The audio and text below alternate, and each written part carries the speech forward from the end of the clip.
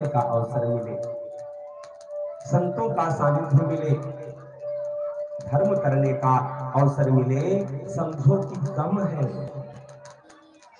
क्योंकि ये जीवन हमें धर्म करने के लिए मिला है। लेकिन विचार करें कि क्या करने के लिए हम आए हैं और क्या कर रहे हैं। हम वास्तविकता से दूर होते जा रहे हैं, सच्चाई से दूर होते जा रहे हैं। जिस कार्य को करने के लिए वेद भगवान निषेध किए हैं, महापुरुष लोग मना करते हैं, उस कार्य को हम कर रहे हैं। पाप क्या है, पुण्य क्या है, धर्म क्या है, अधर्म क्या है, इसका विचार ही नहीं करते। वेद का निषेध वाक्य है कि कलंजी मां भक्षे। वेद भगवान कहते हैं कि मांस को मत खाओ, क्योंकि मनुष्य के लिए मांस नहीं है। बोले महाराज फिर मनुष्य के लिए क्या है? बोले मनुष्य के लिए जितना पदार्थ भगवान ने बनाया है, अन्य किसी जीव के लिए नहीं बनाया है। ये सत्य है कि जीवो जीवस्य जीवनम, जीव से ही जीव का जीवन है।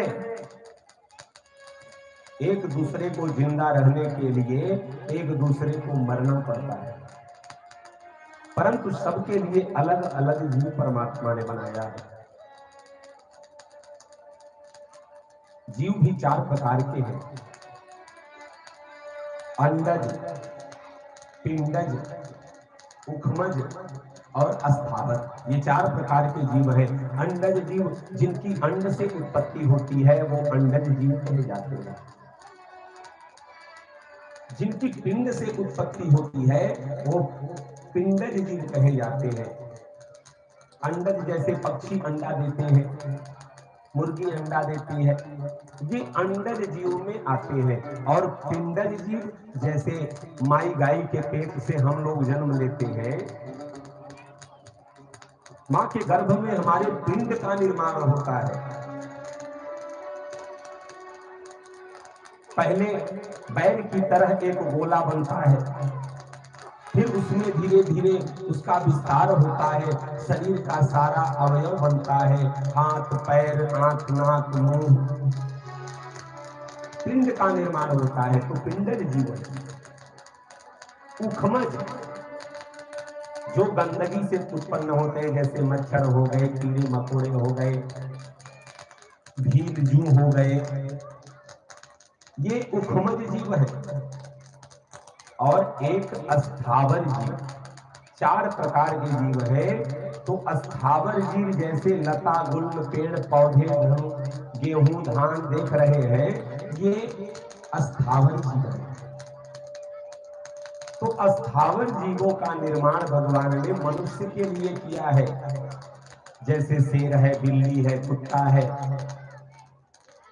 ये मांसाहारी जीव है, ये शिकार करते हैं और खाते हैं। लेकिन मनुष्य के लिए